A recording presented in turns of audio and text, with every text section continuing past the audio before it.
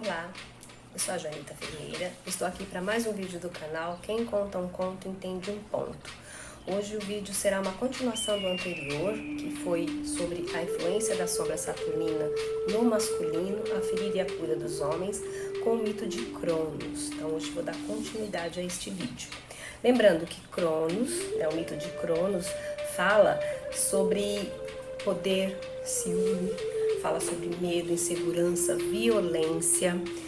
Lembrando que Cronos é o senhor do tempo, portanto é aquele devorador, aquele tempo que tudo devora. Vou utilizar, é claro, os mesmos livros, que é Os Deuses e o Homem, da Jean Shinoda Bolen, e Sob a Sombra de Saturno, a Ferida e a Cura dos Homens, do James Hollis.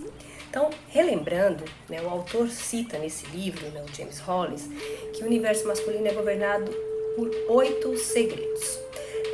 No primeiro vídeo nós falamos dos 3 primeiros segredos, eu vou deixar os segredos aqui acima, para que vocês possam acompanhar. E hoje vou falar dos últimos 5 segredos. O propósito desses vídeos é trazer uma conscientização, e aí a gente está falando de um universo masculino, mas isso é para todos também, sobre a importância do processo de individuação, que é aquele processo em que nós vamos nos tornando nós mesmos, mas que para isso a gente precisa encarar os nossos opostos, porque nós somos masculino e feminino, luz e sombra, bem e mal.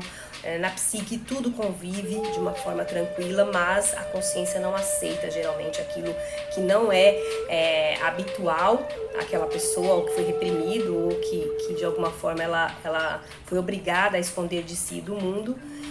E a meta de estarmos vivos é nos tornarmos cada vez mais completos, ir aí assimilando, elaborando esses opostos na consciência e a partir de então termos uma vida psíquica saudável. A busca pela saúde psíquica passa por essa equilibração. É claro que quanto mais resistência nós temos a esses lados opostos em nós, mais teremos adoecimento, sofrimento, dificuldade de convivência. Hoje vou falar dos 5 segredos, vou compilar um pouco para não ficar muito extenso o vídeo.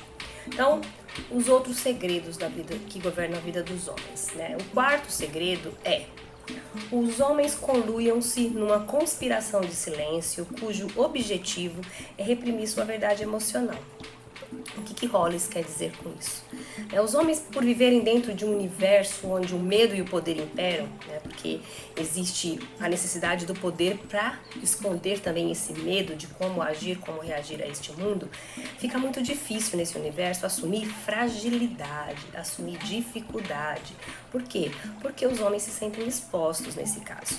Então, a gente vê que num grupo de mulheres, quando uma não está muito bem e alguém percebe, e aí se pergunta para essa mulher o que ela tem, se ela disser que não é nada, dificilmente as outras deixam passar isso.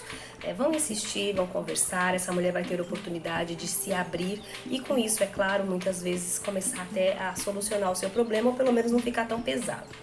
Já num grupo de homens, isso já é diferente.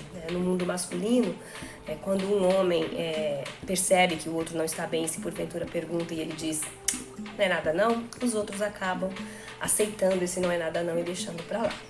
A gente vê no mundo masculino, nos mitos, nos contos, nas histórias, que quando o homem tem dificuldade em aceitar as suas fragilidades, ele acaba sofrendo consequências, que nesses mitos geralmente são guerras, batalhas ou até mesmo uma morte simbólica, para que ele possa sair vitorioso aí dessa situação. Mas ele tem que passar geralmente por uma grande prova. Então, se no mundo desses homens eles pudessem se abrir mais facilmente, seria muito importante, porque falar dos problemas seria de grande valia. Mas nessa roda de amigos, como eu acabei de dizer, os outros acabam respeitando esse silêncio. Há uma compreensão aí da necessidade desse homem de não falar. Eles sabem que é difícil se expor, então eles não querem. Talvez até não saibam o que dizer também, ou muitas vezes têm receio de ouvir aquilo que também é um problema deles e que eles vão ter que de alguma forma lidar. Então os homens acabam se calando, se fechando nessa concha. E isso, é claro, acarreta uma grande solidão, um peso muito grande, sendo carregado nas costas e sem ter com quem dividir e que pode ser, inclusive, fatal em alguns casos. O 5º segredo da vida dos homens é: O ferimento é necessário porque os homens precisam abandonar a mãe e transcender o complexo materno. Nós falamos disso no outro vídeo, né? O complexo materno era um dos segredos também, o quanto ele é forte na psique masculina. O sofrimento, segundo o autor, é uma espada de dois gumes, né? Essa espada, ao mesmo tempo que ela comprime essa alma, ela fere, ela machuca, ela também empurra, ajuda a crescer. Jung dizia que atrás do ferimento da pessoa, geralmente está o gênio dela, está a capacidade dela, está a potência dela, está a força para que ela consiga sair da situação. Os povos antigos usavam rituais de iniciação para que esses meninos passassem da infância para a adolescência, para que eles começassem a entrar na vida adulta, se tornassem homens de fato. E nesses rituais, o principal era sempre, primeiramente, afastar esse menino da mãe, tirar ele de casa, ficar isolado. Esses rituais, algumas vezes, é claro que eram dolorosos, impunham medo a esses meninos, mas eles tinham que principalmente se afastar dessa proteção desse lar materno para se tornar homem. E o que significa esse afastamento da mãe para a psique? Seria afastar-se desse coletivo, dessa proteção, desse silencioso complexo que a gente falou lá no outro vídeo um pouco mais profundamente, que governa a vida psíquica masculina, para que esse homem consiga realmente entrar no universo masculino e ser ele mesmo. Hoje os meninos não passam por um processo de rituais, é claro, e muitos demoram anos e anos para sair desse colo materno, né, esse colo simbólico. Muitos passam dos 40, tem homens aí de 50 anos que ainda estão presos no seu complexo materno e não percebem, e isso acaba prejudicando as suas relações, né? É necessário que haja uma figura masculina de referência para separar esse menino da mãe, né? Lá nos rituais eles tiravam esses meninos e iam pro meio das matas, né? Os pais tribais faziam isso para que esse menino ficasse só em contato com esse universo masculino. Hoje dificilmente isso é feito, né? É preciso que essa figura masculina, não necessariamente o pai, tenha esse papel de separar esse menino dessa mãe, sim, psiquicamente, claro. Mas o que é feito muitas vezes com esses meninos é ingressá-los no universo, mas não no universo masculino, mas no universo do macho, né? Aquela coisa da cobrança da virilidade. Esse menino é ingressado muitas vezes no universo de uma forma errada, uma forma negativa, com mais cobrança para esse poder, né? Para esse homem que tem que fazer valer a sua vontade, que tem que ser forte e viril, e só prejudica ainda mais essa psique masculina. Hollis diz que a figura de referência, que não necessariamente precisa ser o pai, é muito importante para afastar esse menino de forma saudável da sua mãe. Porque muitas vezes esse pai está ali presente, mas esse pai também não passou por esse processo, também ainda está preso à sua mãe psiquicamente, e ele não consegue ajudar esse menino, porque a figura dele aí, no caso, é uma presença sem qualidade e não facilita nesse processo tão importante. O que a gente pode ver em relação ao complexo materno? Por que é tão importante fugir dele? Por que é tão forte? Por que é tão difícil fugir? Sabemos que a primeira impressão que temos da vida, foi no útero materno, né? No útero materno nós tivemos as primeiras impressões, as primeiras percepções, a sensação de intimidade, sensação de proteção, de acolhimento, de calor, de nutrição. Estar dentro do côncavo desse útero, né? Dentro desse vaso sagrado, dessa flutuação, é a maior intimidade que um ser pode querer. E quando a gente não consegue sair, cortar esse cordão umbilical, toda vez que nós tivermos qualquer dificuldade na vida, é para lá que a gente quer voltar. Como é que a gente faz quando não está muito bem, né? A gente se encolhe, se abraça, fica na posição fetal, a necessidade de colo do útero dessa mãe, que é o lugar de proteção primordial. Então, lembrando que a influência negativa deste complexo materno na vida dos homens, né? Isso não significa que ele tenha tido uma relação negativa com a sua mãe, muito pelo contrário, muitas vezes a relação é positiva, mas ele não conseguiu transcender a isso, ainda está preso a ela de forma psíquica, vai projetar na vida a necessidade que ele tem de estar com essa mãe ou o medo que ele pode ter dessa mãe, porque muitas vezes é uma mãe devoradora, uma mãe manipuladora. Isso vai dificultar as relações dele, vai dificultar que ele cresça, amadureça psiquicamente. Ele ainda fica preso lá na infância, mesmo sendo um adulto de 40, 50 anos. É claro, o autor também diz que, felizmente, mesmo que não haja essa figura paterna, que não haja essa figura masculina de referência para ajudar esse menino nessa passagem, felizmente a psique tem uma imagem arquetípica do masculino, né? Que isso vai ajudar esse homem também, esse menino também.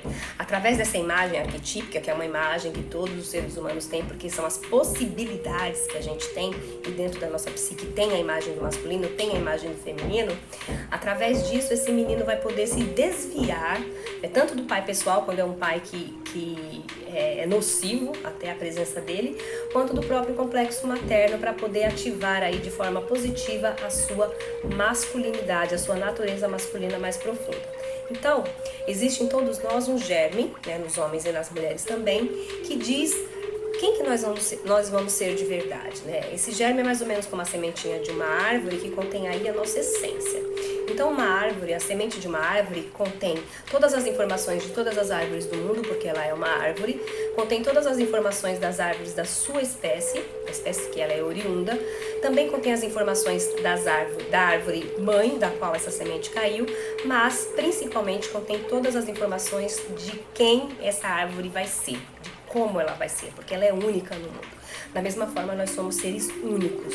Então, temos um germe que diz quem nós somos de verdade. E isso vem à tona, isso cobra durante a nossa vida. Ou esse retorno a esse ser verdadeiro, ou a adaptação desse ser verdadeiro ao mundo. Então, acabamos encontrando um caminho, é claro, mesmo com dificuldades. Se a pessoa não consegue, então daí vem o adoecimento, as neuroses, as ansiedades, as depressões, as doenças outras variáveis, as dificuldades de relacionamento, a dificuldade de relacionamento consigo mesmo e com o outro, até essa pessoa encontrar o caminho da cura. Os outros 3 segredos eu vou resumir em um só, para não ficar tão longo, tá? Então, o 6º é: a vida dos homens é violenta porque suas almas foram violadas. Todo homem carrega consigo profundo anseio pelo pai e pelos seus pais tribais, que também faz parte do que acabamos de falar. E para que os homens fiquem curados, precisam ativar dentro de si o que não recebem do exterior, de fora. Então, a luta simbólica pelo trono lá do mito de Cronos, que é a sombra saturnina na vida dos homens, essa luta simbólica por esse trono acaba trazendo para esse homem, para esse menino, muitas violações dessa própria alma. Ele acaba deixando de valorizar quem ele é de verdade para poder ser do jeito que dizem que ele tem que ser para ter esse trono, para ter esse poder. E isso vai ferindo esse homem de uma forma que ele muitas vezes não sabe como lidar com as dores que existem dentro dele.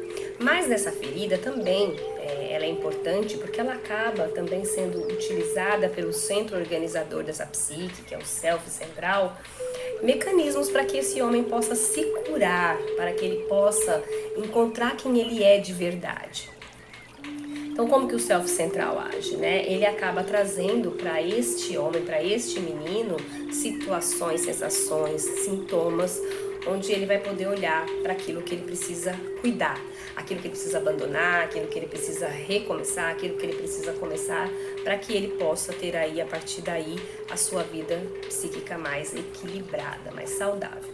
É claro que quanto mais ele tiver resistência a isso, porque tudo que é inconsciente é oposto ao que é consciente, então vem à tona a partir de sintomas, de sonhos, de pensamentos, de desejos, que a pessoa faça determinada coisa na sua vida, mas a sua consciência não aceita, porque ele está habituado, acostumado a viver de determinada forma.